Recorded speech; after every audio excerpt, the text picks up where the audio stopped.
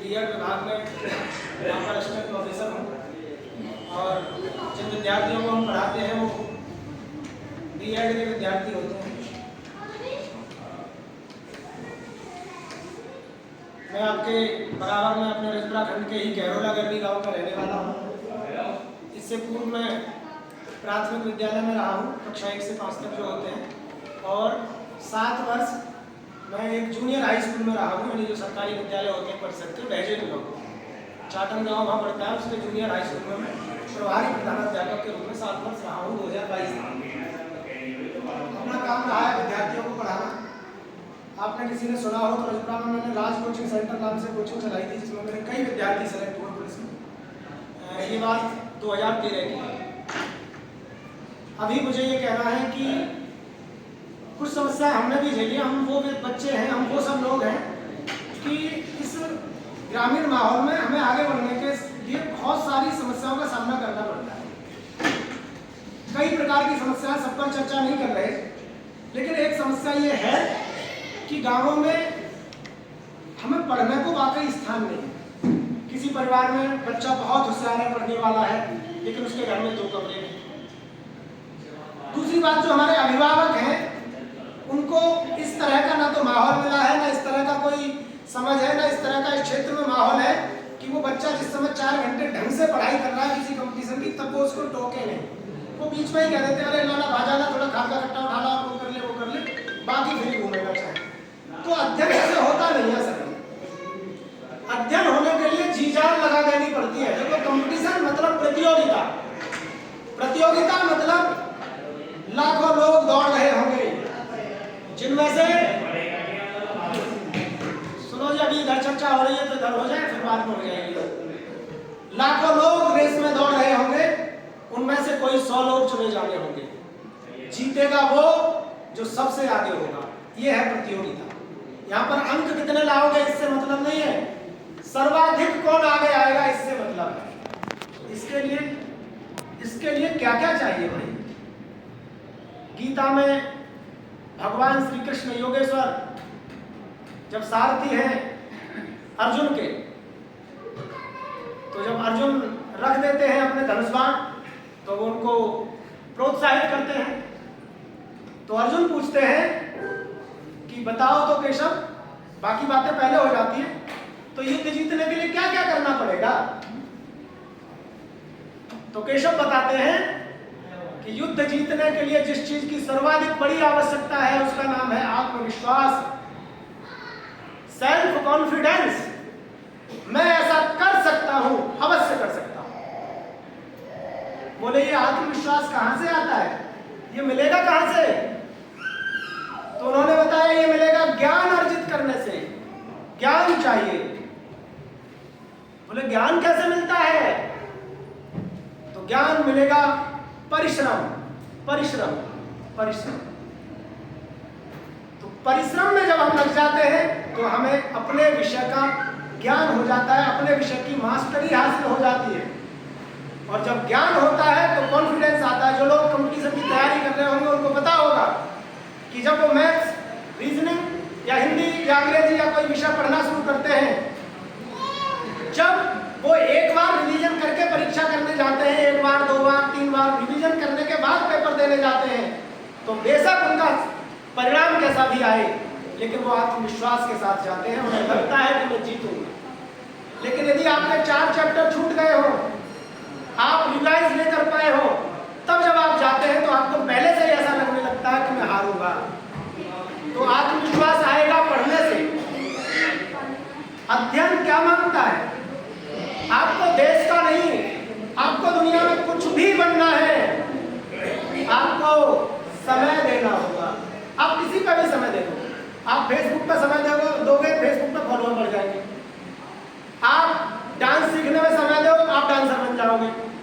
आप इधर उधर की बातों में समय दो, आप दूसरे तरह के बन जाओगे। आपको लगता है मुझे ये बनने में समय देना है, आप वो बनोगे ही बनोगे। एक IQ लेवल नाम की चीज होती है। IQ लेवल को भी पछाड़ा है। हमारे पास ऐसे उदाहरण है। मेरे विद्यार्थियों ने ऐसे, मेरे पास उदाहरण है, हरगोविंद जी को पता है, हमने ऐसे विद्यार्थियों को सम्मानित किया है कि जो विद्यार्थी IQ लेवल कम रखते हैं उनका IQ लेवल 120 है, 120, और एक वो विद्यार्थी जिनका IQ लेवल 140 है, गिफ्टेड चाइल्ड है वो। लेकिन वो जो गिफ्टेड चाइल्ड है वो लापरवाह है, वो लापरवाही करते हैं, उन्होंने सिलेबस नहीं देखा हुआ है कैसे पढ़ना है, वो असफल हो जाते हैं। जिनका IQ लेवल कम है उनमें निरंतरता है, वो प्रतिदिन पढ़ते हैं, उन्होंने बार बार अभ्यास किया है। आपको पता है practice makes a man perfect, अभ्यास व्यक्ति को पूर्ण बनाता है। अभ्यास से तो जिन लोगों ने बीएड किया हुआ होगा, हम पढ़ाते हैं बच्चों को कि थॉर्नडाइक ने 3 नियम दिए आगे बढ़ने के, सीखने के। जो इन 3 नियमों पर चलता है उसका सीखना 100% होता है। अभ्यास का नियम, पुनरावृत्ति का नियम, इस चीज का नियम कि जब आप प्रभाव का नियम कि जब आप जो चीज पढ़ते हैं और पढ़ने के बाद जो आपको सफलता मिलती है तो वो आपको सीखने में मदद करती है। तत्परता का नियम, रेडीनेस, लॉ ऑफ रेडीनेस, मतलब आप कितने तत्पर हैं सीखने के लिए। इसके लिए हम कहते हैं जैसे कोई घोड़ा है, वो प्यासा नहीं है तो उसको 10 लोग पकड़ के तालाब तक ले तो जा सकते हैं पर उसको पानी नहीं पिला सकते। लेकिन एक प्यासा है तो उसको एक आदमी ऐसे कान पकड़ के ले जाएगा और फट से पानी पिला देगा। रेडीनेस चाहिए, सीखने की तत्परता। तो जिसमें सीखने की तत्परता है, जो अभ्यास करता है, वो सफल होता ही है। समय देना होगा, ये नहीं चलेगा कि यहाँ लाइब्रेरी में तो आ गए, आगे ही व्हाट्सएप चल रहा है, नहीं होंगे सफल। मोबाइल का यूज, और इसके लिए ये कर लो, कई बार बीच बीच में कॉल्स आ जाती होगी, कई बार आप YouTube पर पढ़ोगे तो कॉल्स आ जाएंगी, तो इसके लिए तरीका है कि जिस सिम पर कॉल्स आती है उस सिम को निकाल के अलग रख दो और एक नई सिम खरीद लो जिसका नंबर किसी पर नहीं हो।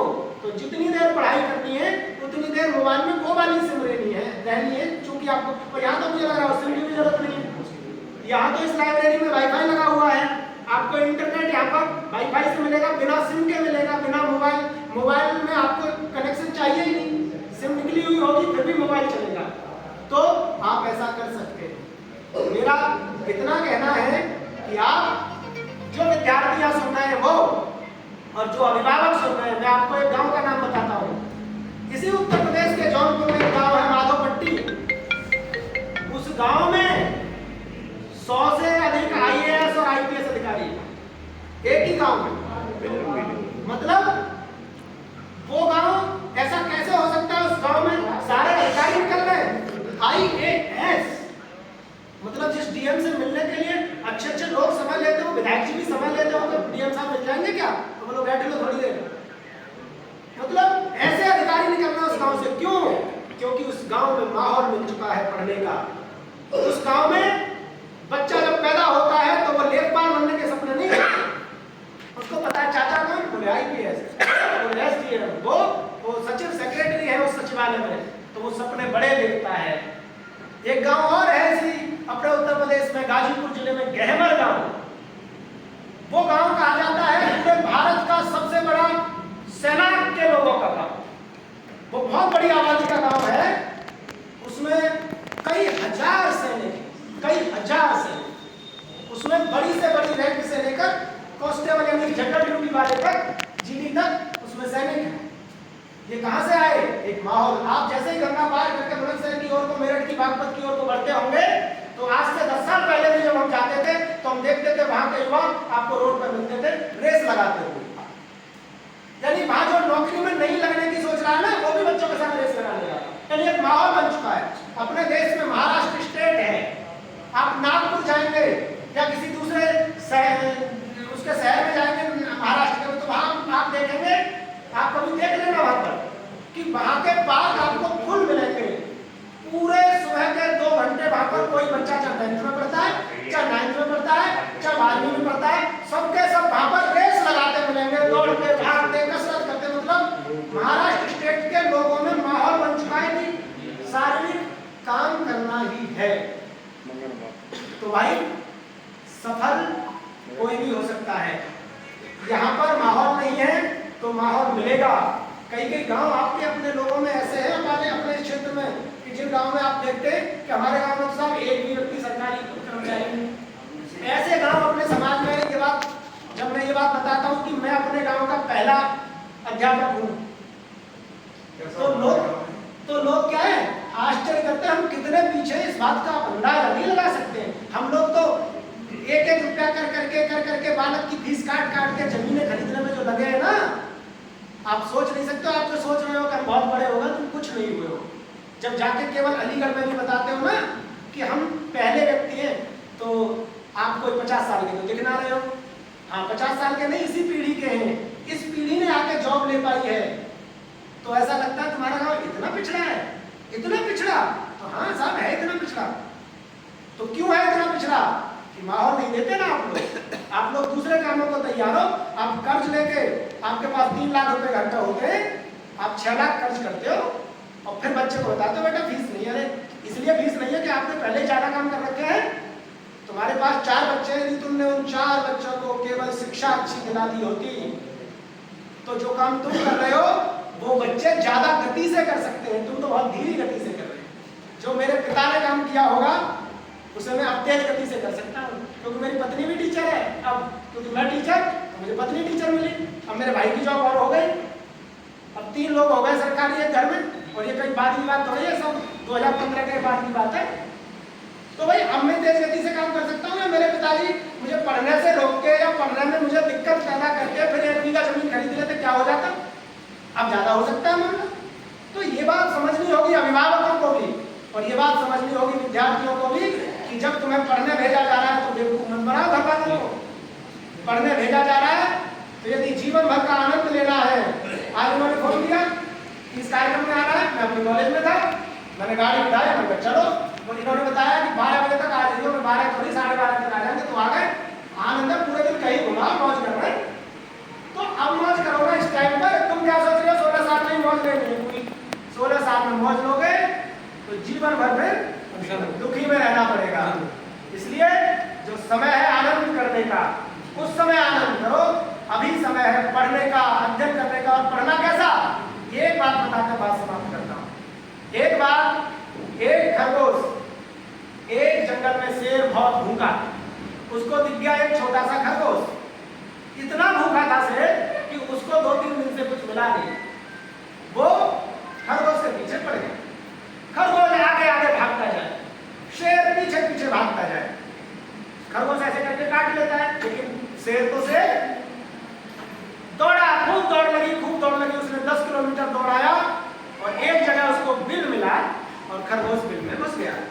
इतने में जो शेर था ना, वो इतना थक गया कि ये लगा लो उस समय तब भी चैन से थोड़ी बहुत सांस ले पा रहा था। अब तो स्थिति हो गई कि 2 दिन का भूखा और अब तो बिल्कुल बात खराब।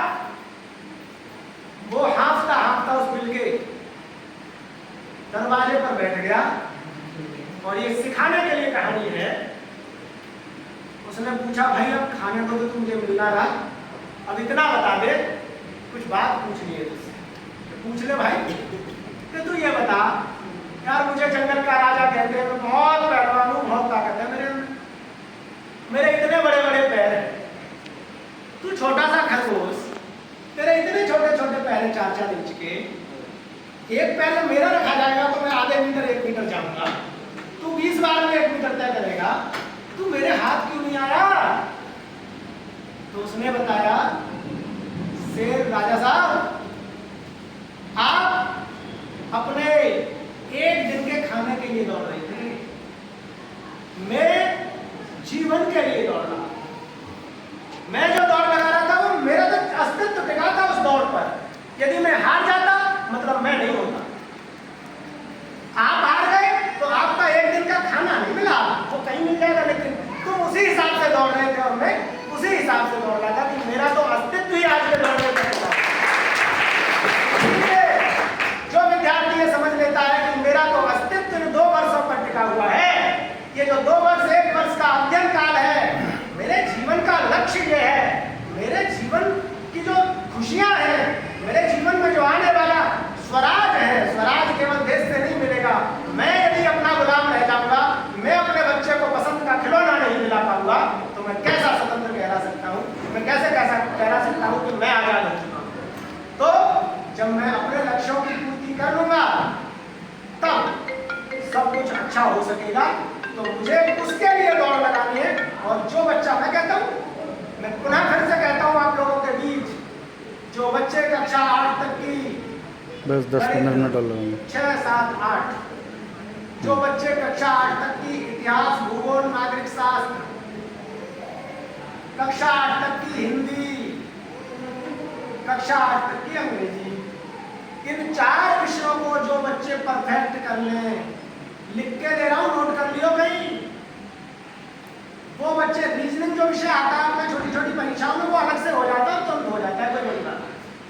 इन 4 विषयों को जिन बच्चों ने पक्का कर लिया है, जो कह दें कि हाँ हमने कर लिया है, उनको ये जो नौकरियां हैं जो 2000 ग्रेड की हैं, लेखपाल, सेक्रेटरी, आर्मी, इस टाइप के सारे, कोई परीक्षा रुकने वाली नहीं है, ये मैं लिख के दे सकता हूँ। कक्षा 8 तक का कोई कह दे कि मेरे से गणित आती है, आप पर आने से मतलब परफेक्शन, आने से मतलब है कि आप कोई सवाल दे दो, चक्रवृद्धि ब्याज का, साधारण ब्याज का, परसेंटेज का, लाभ हानि का, कोई सवाल दे दो, मैं कर देता हूँ। और कोई में भी बहुत अच्छा लेवल नहीं, सामान्य लेवल, अरे कांस्टेबल लेवल की जो परीक्षा आपको आती है, अच्छा आप कर लेते हैं, 70% नहीं 90% भी कर लेते हैं, तो आपका सिलेक्शन है, कौन रोक लेगा आपको? तो इतना अच्छे से करने का प्रयास कीजिए। छोटी नौकरियां तो बहुत आसानी से मिल सकती हैं। हाँ, कई बार ये है कि कई बार देर में नौकरियां निकलती हैं तो बच्चों को मायूसी हाथ लगती है, लेकिन हाँ साल में 2 साल में निकल आती है, उसको तोड़िए मत। 2 वर्ष का आप एक अच्छा अध्ययन कर लेंगे तो आप सफल होंगे। और कुछ बच्चे जो मान लो नौकरी में नहीं भी लगे तो उनके अंदर इतना उनकी समझ विकसित हो जाती है कि वो अपने जीवन के अन्य क्षेत्रों में अच्छा कर पाते। तो इसलिए पढ़ने का, मैंने तो आज तो जो आपको अभी जो बात बोली है वो इस लाइब्रेरी से संबंधित और इस लाइब्रेरी में क्या होना है, क्योंकि सब कंपटीशन की तैयारी के लिए आने वाले, इस पर बोली है। असल में तो मैं इस पर भी बोलता कि शिक्षा केवल नौकरी पाने का माध्यम नहीं है, शिक्षा तो कुछ और करती है। शिक्षा तो मनुष्य को मनुष्य बनाती है। जो मनुष्य नहीं बना, जिसने नौकरी पाली और नौकरी पाके डॉक्टर बन गया और डॉक्टर बन के भी अपने मरीज की ऑपरेशन के नाम का किडनी निकाल लिया, तो वो शिक्षित नहीं है, वो गंवार है, वो अनपढ़ है, वो क्रिमिनल है। शिक्षा तो मनुष्य निर्माण का काम करती है। इसलिए इस बात पर कभी बाद में बात करेंगे। अभी आप सबको ये शुभकामनाएं देते हुए और जिन प्रधान जी की प्रेरणा से और रजनीश वकील साहब भाई साहब की प्रेरणा से और जिन लोगों ने ऐसा सुझाव दिया हो उन सबकी प्रेरणा से आपने इस ग्रामीण क्षेत्र में बच्चों को एकांत में पढ़ने के लिए अपनी ऊर्जा को पूर्ण रूप से संरक्षित करके अपनी पढ़ाई में ऊर्जा लगाकर अपने लक्ष्यों को हासिल करने के लिए जो स्थान आपने दिया है, इस स्थान के लिए हम आप सबको बहुत शुभकामनाएं देते हैं। इन बच्चों को भी और इन बड़ों को भी आशीर्वाद इनसे लेते हैं कि आप लोग अपने बच्चों के लिए ऐसा कीजिए कि इस लाइब्रेरी से बच्चे सफल होकर निकले और अखबार में छपे कि हम तो वहाँ पढ़ते थे, वहाँ